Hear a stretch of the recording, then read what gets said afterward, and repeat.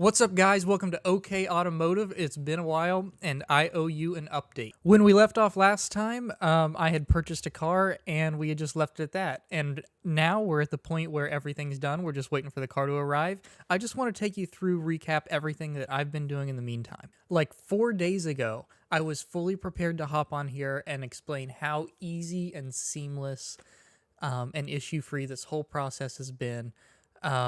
But we've had some hiccups, so we'll go over that too. All right, so let's take a look at the timeline.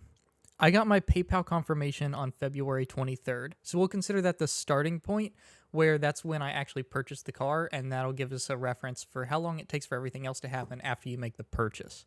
So, I didn't hear anything for 5 days, which is a little concerning considering I had just sent somebody $5,000, and then they felt like they had kind of ghosted me. But on February 27th, they reached out, and they said that they heard back from the owner of the vehicle on the condition. Engine, no problem. Check lamp, no problem. No keyless entry. Interior, appropriate for age and distance. Exterior, rusted ceiling. Overall paint tanning. Undercarriage, rust, commensurate with age and mileage. Engine oil, transmission, some blotting. Actual mileage, no change. So that rusted ceiling and rusted undercarriage really stood out to me. If you remember the last video, if you watched the last video, we knew there was going to be some rust. We just didn't know how bad. They said, please let us know if you want to continue with the purchase. I said, yes, I do. The next day they said, another update from supplier may have muffler hole, which I couldn't care less about. But they said, we're currently requesting a picture of the muffler hole. It's funny that that's the thing they would request a picture of, but I said, thanks so much. While they are taking pictures, is there a possibility of seeing photos of the roof and undercarriage? And they requested those pictures too. So they sent a zip file with all those pictures of the rust underneath, the rust on the roof. And to be honest with you, it's the sort of thing where if you live in the Northeast like I do, it's not the kind of rust that freaks you out. If you live in Florida, if you live in Arizona, you would look at it and you would probably cringe. All right, so here's some pictures of the underneath. It just looks like every car that has existed on this earth for 25 years in an area that has corrosion. Everything looks solid, though. It doesn't look like I'm going to step through the floor. And this is just supposed to be a cheap daily for me, so that's really all I'm looking for. Now, the ceiling is a little bit of a different story. In the drains, I don't know what they're called, on the roof, there's some pretty significant rust. It still looks fairly easily repairable. You can only tell so much from pictures. But the thing that's really concerning to me is the rust surrounding the windshield.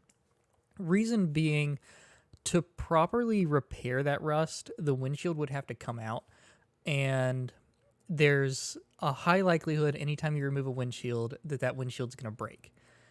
And so just kind of as a precaution, I started looking around to see what it takes to find a windshield for one of these cars.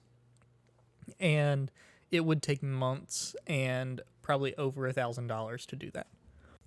And lastly, they did send me a picture of that muffler hole, hilariously, along with their repair that they went ahead and preemptively completed for me, which I assume they do because Be Forward ships their vehicles with a warranty, but it's a warranty against any like mechanical issues. It's not against like corrosion. And so maybe the muffler would have been a warranty part, so that has to be fixed before they ship the car. But obviously, like the corrosion everywhere else doesn't really matter. So at this point, I almost backed out simply because of that rust around the windshield and on the roof. But I kind of reminded myself, at the end of the day, this isn't going to be a collector's item for me. This is going to be a daily driver. And so I figured, hey, we'll go ahead and roll with it. We'll see how it looks when it comes. Okay, so now to recap, we're a little over a week from when I first made the purchase. Got those photos. I confirmed to them that I still wanted the car. And their last communication to me for a while was They had to arrange transport, of course, for the car because it was in a different city than they're located in. And they had to work on the paperwork. They told me it would be about 2 to 3 weeks before I heard anything else. And true to their word, I got an email on March 16th confirming that I was booked for shipping. Now, BeForward has a neat little system on their website where you can kind of watch your orders, both parts and cars, go from the preparing stage to the booked stage to the shipped stage. And all of these have a link to what's called cap tracking, which is really neat and really useful if this is the first time you've ever done anything like this. So the really nice thing about cap is if you're like me, you're constantly worried you're going to miss some kind of communication, or that there's something that you need to do on your end that you're going to forget to do and you're going to screw everything up. What CAP does is give you a checklist of every single step in the process. It's going to show you who is responsible for completing that step, and when it's done. So then you can kind of watch it to see when you need to do your action. As the purchaser, there's really only one step in there that you have to worry about doing. But oh my gosh, is it an important step, which is to check a document called the bill of lading. And beyond everything else, this bill of lading is the single most important thing in this entire process. Basically, the bill of lading, I'm probably going to butcher this explanation, but it's essentially like your contract between you and the shipper and the shipping company. It kind of serves as like a bill of sale. It's designating the receiver of the shipment as the rightful owner of the shipment. And so all you really have to do in this process is they're going to send you via email like a copy of it. It's also uploaded to the CAP, and then there's a little button. All you got to do is click it to say, yep, this is all correct. But you've got to be really, really careful that everything on that bill of lading is right. It's worth mentioning too that I believe you only have, they say 24 hours. I think you usually actually get just a hair bit longer to check that bill of lading. They print it up like a day before it's time to ship. So I proofread and checked my bill of lading on March 29th. Then on March 31st, I got my loading confirmation that it was loaded onto the boat. So you really don't get much time. You've got to stay on top of that CAP and watch your emails to make sure you don't miss the opportunity to proofread that bill of lading. So the next step from here, as we talked about in the last video, is to find a customs agent. So BeForward is responsible for getting the car to the port. It's your job to find somebody to get it out of the port. So I went with a company that was recommended to me by a friend, Always International Shipping, which I have had a great experience with so far. They've been so helpful, so patient with me, not knowing anything about this process, but it's a little intimidating. When I first reached out to them, I had to recontact my friend and say, hey, are you sure this is right? Just because not only did they need the info about the car, an export certificate translated to English, which BeForward also provides, a copy of the bill of lading. They needed my driver's license, which made sense. But they asked for my social security number. They needed a power of attorney signed over to them.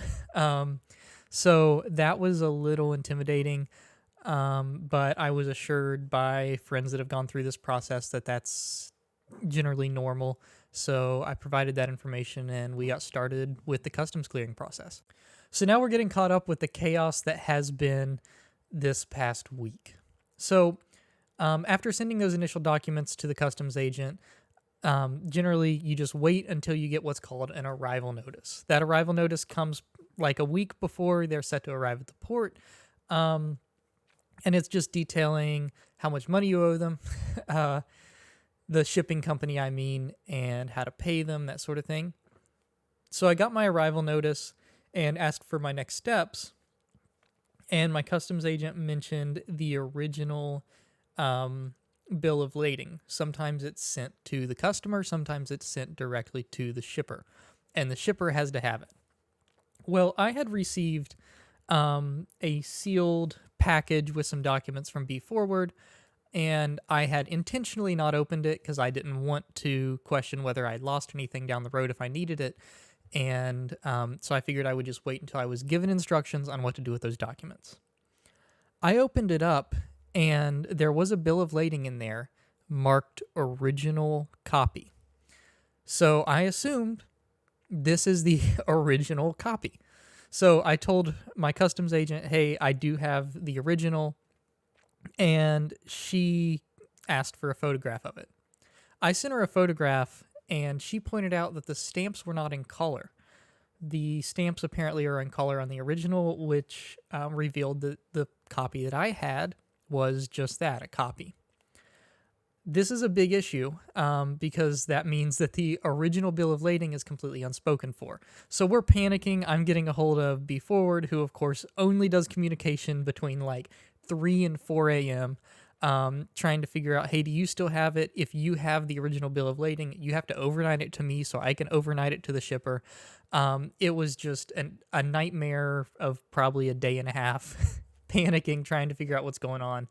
And then thankfully, my customs agent reached out to the shipper and asked them, and they said that the original bill of lading, for whatever reason, is not needed.